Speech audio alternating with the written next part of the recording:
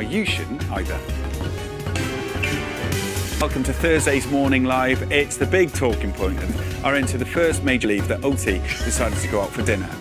But you know what? I didn't end up taking my phone out and just putting it there, and we watched it. So you were at romantic dinner with Marius, and you're watching the football on your phones. Yes, and I was tweeting. What? You could have just watched it at home. Should we remind ourselves of the moment? You would.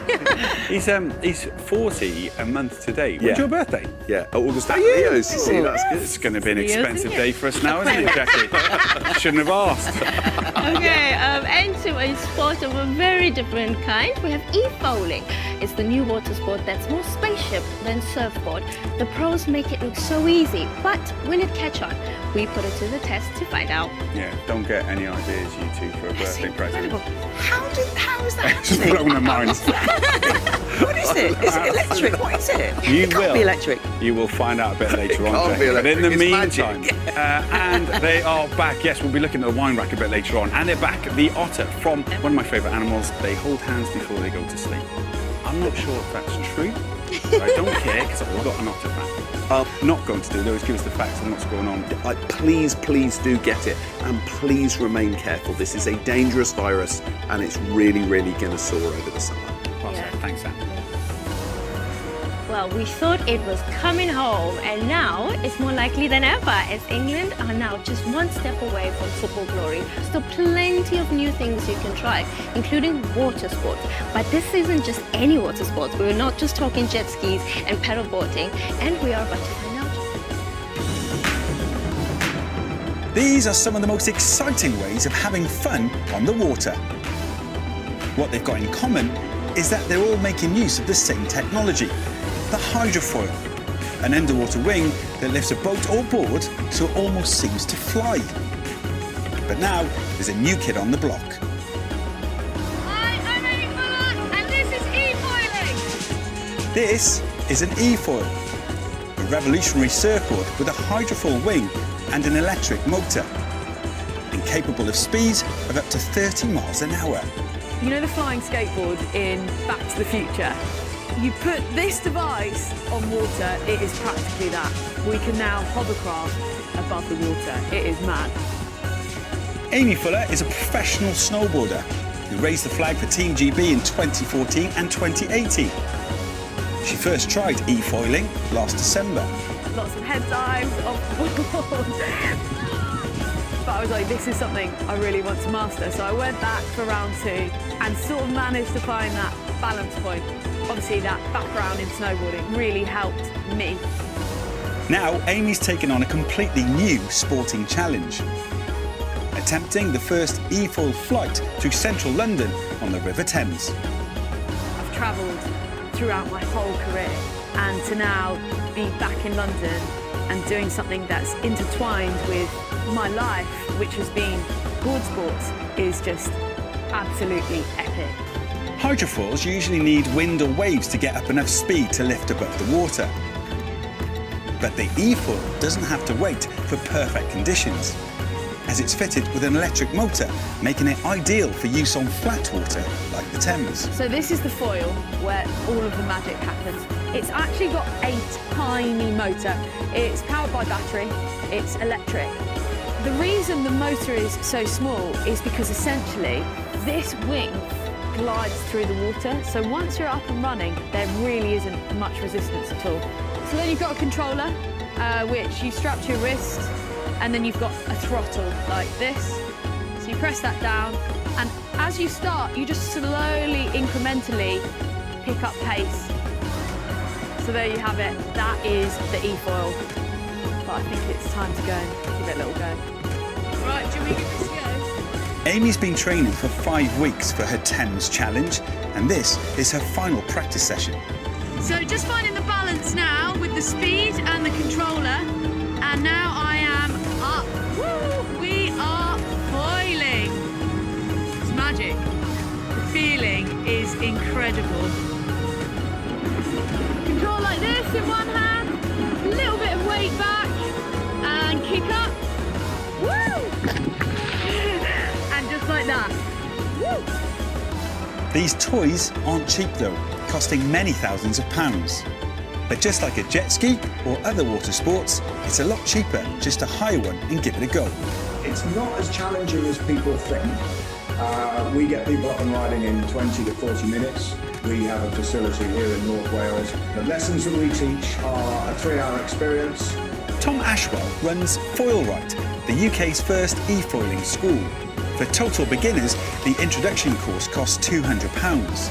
But once you know how to ride, it's £100 a go. Still a pricey hobby, but one that's got environmental benefits too. Noise, that's one thing. There is no wake.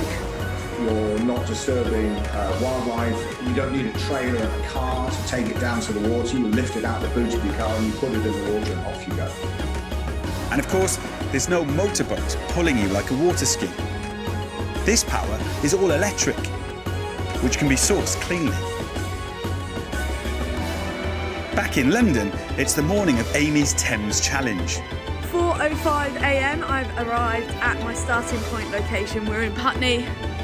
Definitely feeling the nerves, you know, in the pit of your belly, but really excited. Her journey will take her past iconic landmarks like Battersea Power Station and the MI6 building, finishing up at the Houses of Parliament. She's had to obtain special permission to be the first person to e-foil through central London, and she has a support team on hand in case she gets into difficulties. Ahead of Amy lies 6 miles of e-foiling, a world-first river ride. Powering through under the bridge, and then it was Battersea Power Station. That was magic.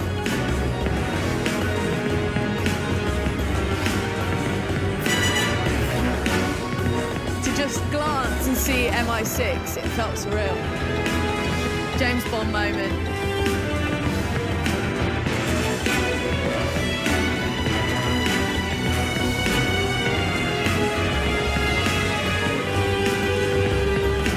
To physically ride past Parliament, it's a truly magic feeling.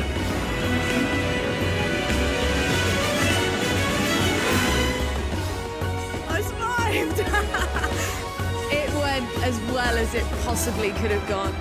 It was insane, completely exhilarating, slightly terrifying, definitely a lot trickier on the Thames because you've got the movement of the tide, but then various obstacles that showed up in the river. So there were like logs and the odd branches, but we made it safely to our final destination just as the city came to life. See, it still doesn't look real to me. It's fabulous. It looks so much fun though. Oh, Yes. I'd like to give that a go, wouldn't we? Yes. Oh, definitely. Fine. We read that 80% of the things we throw away can be recycled, but we This would really increase their survival chances in the wild. Teaching these lifelong skills has implications for captive bred otters worldwide, which is a major breakthrough in securing the future for these fascinating creatures.